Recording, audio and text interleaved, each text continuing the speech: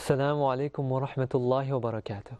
Welcome to this episode of The Straight Path. I'm your host, Feroz Abdul Rahman.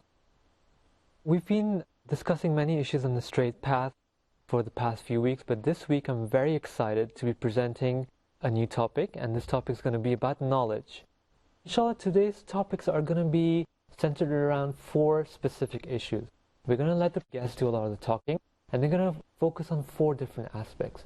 They're going to talk about what their thoughts were about knowledge before they came into Islam, when they were researching into Islam, what they thought about knowledge then, right after becoming Muslim, when they first took the Shahada, what sort of knowledge were they seeking out then? And then, once they learned the basic tenets of the religion, once they came into Islam, once they understood it, where did this path of knowledge take them? Today's main guest, by the way, is Brother Abdullah. We're going to talk a lot about him, more about his journey, inshallah, and the brothers will be involved also. So it seems like the stage here is kind of split. 3 people to Islam because you read the Quran, you read that book, you had a history course, you went through it because of experience. Actually, the guy who told me about Islam was a Muslim, and it was after a club at 3 in the morning drinking liquor. This is how I found out about Islam. And Allah Mustan, alhamdulillah, alhamdulillah, had mercy to guide me.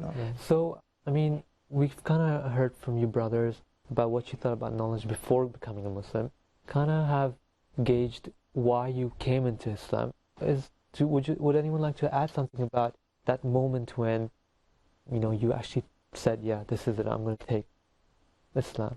Before that, Sheikh, I just want to ask you something. You hear about prison and I see your face and you're like, ooh, really a money issue and gangs and so on. SubhanAllah, Umar, radiallahu anhu, he said he feared the day that the Muslims would not know Jahiliyyah. And there's wisdom in this. Because when you live so wrong and you're such in darkness, when the light comes, it's very apparent and clear. It's true. And appreciate it. You appreciate it more. It's true. You appreciate the sweetness of Islam. When I became Muslim, alhamdulillah, or when I found Islam, I felt the responsibility to never turn my back on Allah. Because if He got me out of the situation that I was in, I would be wrong and just unjust to myself if I ever turned back around. So this is, and you see the Sahaba, even Abu Dhar. Abu Dhar was one of the Sahabas, he was strong. He used to attack caravans. He was a thief. Yeah, And so what happens when these people became Muslim? And the people in Mecca were very strong, in their Jahiliyyah. So we've heard from your experiences, inshallah. How about telling us a little bit about when you first became Muslim? I'm sure you must have been bombarded with questions about, knowledge. Everyone's out there searching for knowledge. What did you guys feel then? One of the things that made me seek knowledge, because after reading that book and I changed immediately, I just wanted to share this truth with everybody. I wanted to tell everybody about Islam. And when I read the Quran, I wanted everybody to know about this message. And I was scared that if I didn't deliver this message, Allah will question me. I used to go to school with Quran, and I wasn't even praying then. I'll go with the Quran and say, look, Allah says this about the Day of Judgment, so on and so forth. From that point, a lot of questions starts to come. Now, when those questions come, like Allah orders in the Quran, you have to ask the people of knowledge, and you have to research and seek knowledge. So when you start practicing, you call in others, and they're asking you questions, you start to seek, And this reminded me of one person who wasn't practicing Islam at all in the university, and there was another Christian there. And this Christian used to debate with him all the time. He didn't pray, he didn't know nothing about Islam. So when the Christian started to ask him questions about Islam and debate him and tell him about Islam, he went and researched about Islam. So he used to debate with the Christians, and he used to defeat him in this debate. One of the people watching this debate in the class, it was a girl, she said, I'm becoming a Muslim. And this person still wasn't praying. And that time she was living with her boyfriend, they had children and everything. And she became such a strong Muslim, the boyfriend said, I'm also becoming a Muslim. And all family, alhamdulillah, became Muslim. And the brother is here right now studying Arabic. So when this brother saw this, it made him start to practice Islam himself. So one of the things is that when people ask you a question, and secondly, the Quran, you can never get enough of it. And it's a knowledge that when it hits you, subhanAllah, you just want to act according to it. You just want to get more and more and more. SubhanAllah. What about you, brother? When you first became Muslim? I remember when I had to read the part of the translation of the Quran for my history class, and I just remember opening up the first chapter, and this is great, mashallah, this makes sense. And then the second chapter, Surah Al-Baqarah, or the cow, I remember putting it down after a few pages, said I've had enough. I have no doubt, I it's so sublime, it's so subtle. Allah subhanahu wa ta'ala, I mean, it was... I can think of times where I'll be walking down the streets to go buy liquor, you know? And I'd see some person maybe going to the bathroom on the side of the street. This is normal in my university. Or you see, a lot of crazy things, you know? And it's just like, what is this, you know? Is this the Discovery Channel? You know? Well, what is this? And so it was just... That was from Allah subhanahu wa ta'ala. I'd never had that thought before. Before I'd see these things and I'd feel all tight in my chest. Something's wrong with me, you know? I can't go and drink a keg of beer or something, you know? Like, that's what you're supposed to do, you know? And I wasn't able to. So it's something underhanded, it came. And it's so, the message is very powerful. It's very powerful. It's like... And you forget how powerful it is as soon as you stop thinking about it. As soon as you, I mean, we say seeking of knowledge, you don't say to become knowledgeable. So, I mean, as soon as you say you're knowledgeable, then you're ignorant. So, but you don't realize that. I mean, that's something completely different, you know. You get a PhD, I wanted to become a professor. PhD, I know everything, you know, about the subject. But no, in Islam, the more you know, the more you learn about Allah subhanahu wa ta'ala and the deen, the more you realize you don't know. And subhanAllah.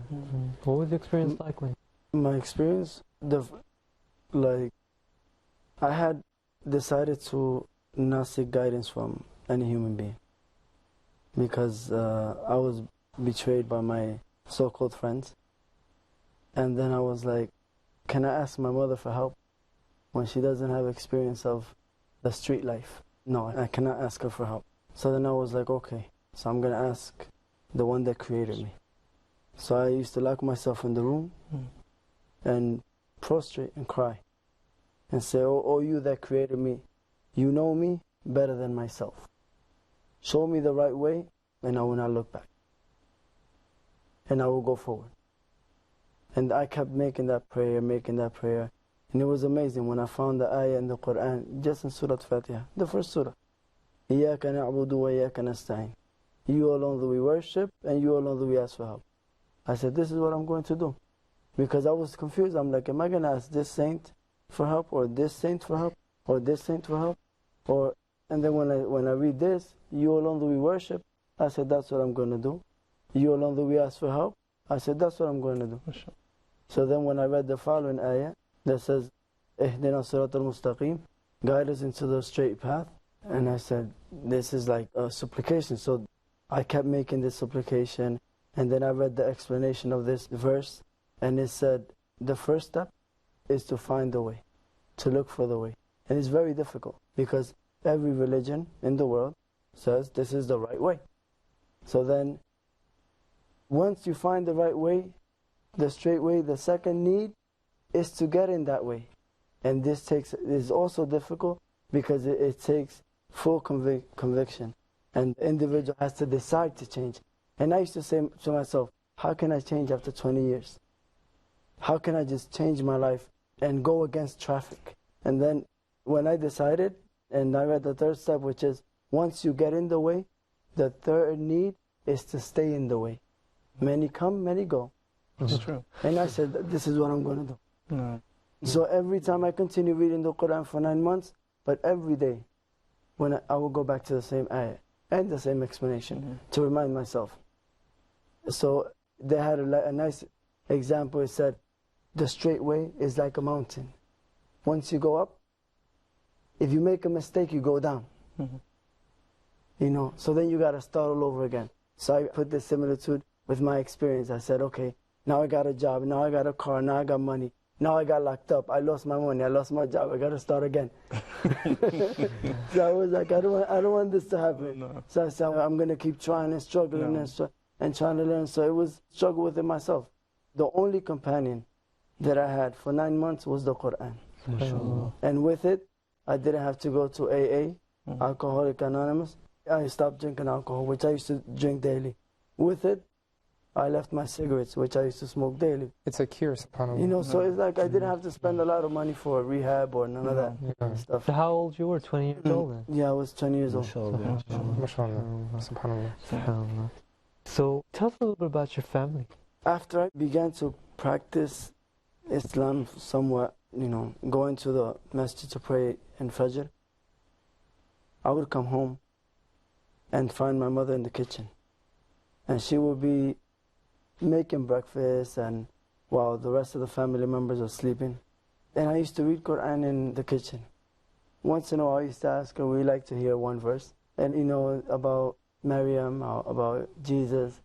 We like to, okay, it's relative. This is what she believes in. As she used to be a nun. And then she decided to leave the convent and marry my dad. So after a while, I kept reading Quran to her for months. And this was before, it was amazing. I got married, and then my mother tells me, I miss your reading of the Quran in the morning. I can't do nothing, I'm married now. I'm married, working 7 days a week. No. I try to supplement it, but still it's not the same because at night, the house is very busy, TV is on, everybody's doing their thing, the food, there's no time. But that morning time after Fajr, it was like a blessing. Yeah, and this is what because I felt this blessing of the Quran and Fajr when I read the ayah. When I read the ayah before I was Muslim, I used to wake up when everybody in my house was sleeping. And I used to open the Quran and read for an hour. Make sujood and go to sleep. And be satisfied, because I was I did it and nobody knows. This is between me and my Creator. And I kept doing that and I used to put a little dim light, try to not make noise, close the book slowly and go to sleep. So tell us more about your mom and what happened after. My mother, afterwards, she decided to become Muslim. She said, I believe in what the Quran says, and it's very clear, and the proofs of in creed, and the beliefs of all the prophets and the scriptures. So she was very satisfied. And she saw the power of the Quran, because at times, I will be traveling 2 hours distance from my house, and my car broke down. My son was 1 year old or less, and it was winter. And then I was stuck, and the AAA didn't come to get me. So I was stuck from 9 at night to 4 in the morning. And the only thing I had on was a tape of Nasheed, Remembrance of Allah. And she looks at me and she tells me, before Fajr, at 4 o'clock, she tells me, Islam really made you patient. She knows that before, in 5 minutes, I would take another car and go, it's an emergency. Oh God. So you shouldn't be too shocked, right? So those things, those examples and the change and the change of use of language, because almost every sentence used to have something that you're supposed to mute in the TV. We don't have that here, so don't try. He's cured already, though. Automatically, it just gets cured. Alhamdulillah. So, with the rest of the brothers, once you did become Muslim, what did knowledge mean to you? So when you live as a non-Muslim, not even understanding that there is guidance, you literally live in a state of sickness. And this is the reason why you have to drink. This is why you have to, take drugs. This is why you have to be with girls. This is why you have to do everything. Because you're finding some sort of pleasure in something because you feel sick. So to get out of ignorance, you have to ask. You have to seek the knowledge, And this, once I took Islam, alhamdulillah, I accepted Islam, I remembered my whole past, the darkness of the past and everything I put my parents through, and all the ignorant stuff I did. And right away, alhamdulillah, one of the first things I did is I called my mother. And I told her, I said, I'd like to apologize for everything I've done before, because I felt the purity, I felt a new beginning. And I said, I want to even thank you for being the vehicle by which I was created. When she heard me, she was like, whoa, because she knew I was with a whole bunch of Muslims, and she knows I was looking into Islam. And when I came home, she saw me so peaceful. She's looking at me like he got brainwashed. We're going to get into exactly what you had to say to your mom, and how she reacted, inshallah, right after this break. Islam is my side. Assalamu alaikum wa rahmatullahi wa barakatuh. Welcome back to The Straight Path. Before we went on to our break, Brother Mujahid was telling us how he was bombarding his mom with sorts of information. You're just like a kid. You found a toy that you never knew existed. Anyway, my mother was, pretty confused about that situation. She didn't know. All she knew is that I started, like the brother was mentioning, I stopped drinking. I stopped coming home at 5, 6 in the morning. Sometimes didn't come home at all. I stopped doing that. People were calling me, and I used to tell her, I don't want to answer. I don't want to go out anymore. So she really thought I was brainwashed. I mean, she really did. But my father was a seeker of knowledge, and he always emphasized the fact that there's only one creator. I didn't grow up worshiping anything else. From my since I was a kid, my dad used to tell me all of this is created by one God. How do you and come about that one information? My father, he's just naturally, and Abdullah knows him, naturally he is just, his character is like the character of Omar. He's very strong and he's very convinced. I don't know, I mean, this is just his nature. Because he used to work in agriculture. He was an agriculture engineer. So he says that from all the plants he learned and the whole creation, anytime he was studying this, he always said to himself, like, no human being or something created could have done all this. So he used to always tell me this. So my dad was very supportive, alhamdulillah, of me actually embracing Islam. And I told my father, I said, because I used to make fun of him, he used to read so much. And I used to tell him, why are you always reading books? And it's funny, like now I started reading and he started seeing I was changing.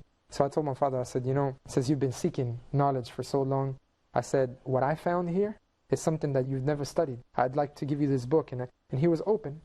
And he started reading and we used to discuss. And subhanAllah, within about 3 months, alhamdulillah, he accepted Islam.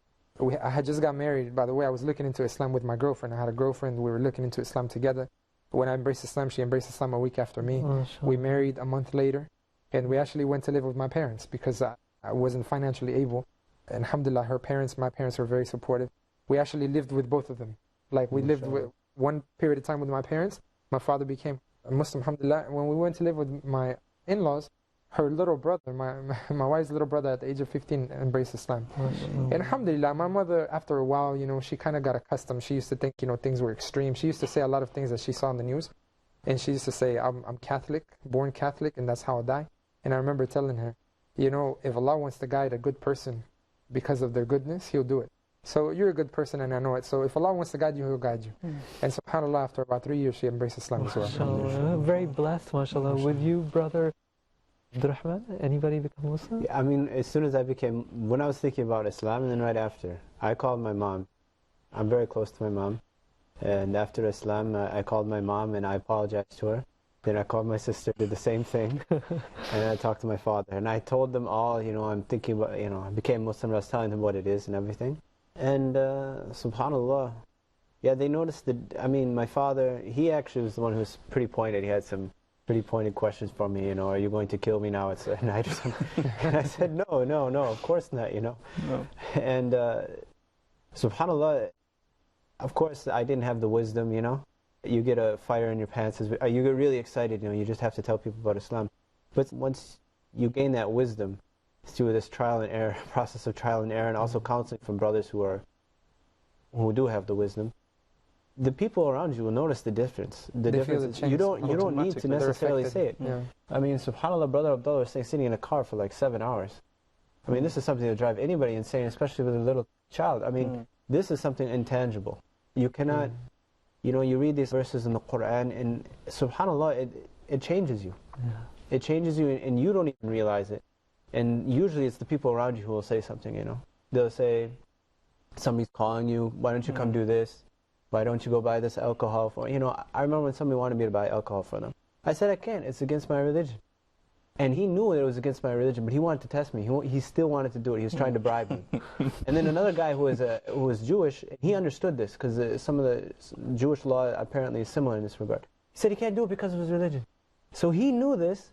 He was Christian. This Christian knew this, but he didn't even, he never asked me about it. But he still knew. It really sublime. It's the change is so subtle. It's really amazing. It calls to, like Brother Mujahid's father, mashallah, the belief in one creator. I had that, my parents had that, and Islam only encourages that. Actually, without it, you can't achieve its fullness. So tell us a little bit about the rest of your family. You heard that with Brother Mujahid, his mom, the dad, wife's younger brother? No. Everyone became Muslim. How about you? Did anyone else become Muslim? Yes, when my mother was going to accept Islam, she had visited the masjid. When somebody was informed that she was going to accept Islam, a Muslim frequent goer to the mosque. So if you accept Islam, you have to divorce your husband, because a Muslim woman cannot live with a non-Muslim man. So this stopped my mother from accepting Islam at that moment. So then I came from Hajj and I spoke with my mother and I explained to her. I told her, try to accept Islam, and then we talked to my dad, with patience, and we informed him. And then if he rejects and he becomes like against Islam, that's a different story. But we have, you accept Islam, you save yourself, and then we try to save him. But it doesn't work like this. You've been married 30 years, the relationship between them is like Muslim home should be. I never seen my dad curse at my mother or disrespect her, and not even bad habits, So my mother traveled to my country, to Puerto Rico, 4 months after that situation. No, I'm sorry, she accepted Islam. And then, she accepted Islam after I told her that. And then she traveled. So then my dad went with me to a convention, and he, after hearing some lectures, decided to accept Islam. But everything, alhamdulillah, the prescribed moment is in Allah's hands. We've only got 2 minutes, brother, so we want the audience out there to take away something from the show about knowledge. We've talked about the various stages that people go through when they're in Jahiliyyah, close to coming to Islam, becoming Muslim after Islam. If you had to give people advice, what would you have to say? If I had to advise a Muslim, inshallah, it would be one of the things that one of the scholars of Islam said, that Allah, He never ordered the Prophet, peace and blessing be upon him, to ask Allah to increase him in anything except for knowledge. That's the only order from Allah to the Prophet, to increase him in something, which is, Rabbi zidni ilman. Oh Allah, increase me in knowledge. The second thing would just be that this Islam which you practice, and this La ilaha illallah which you believe in, could never be realized except with knowledge. Because Allah tells us, فَعْلَمْ أَنَّهُ لَا إِلَهَ إِلَّا اللَّهُ. No, there's no God but Allah. We've only got 30 seconds, brother. I believe that it's important that on the aspect of knowledge, that we don't just look at it from one standpoint in regards to information. Because knowledge in Islam is an all-encompassing term which calls to action and to calling others to those actions. So we have to believe with wisdom, we have the knowledge to believe, then we have to implement, then we have to call others to that. Pursue knowledge, but it's not an end in itself. You have to act upon it. Otherwise the knowledge is going to be against you on the Day of Judgment. Unfortunately, we've run out of time. I know you would have loved to hear from Brother Abdullah. Inshallah, we'll try and get back to him next time. Until next time, Assalamu alaikum wa rahmatullahi wa barakatuh. I found the light after those long dark nights. Now my world is bright. Islam is my sight. Now I found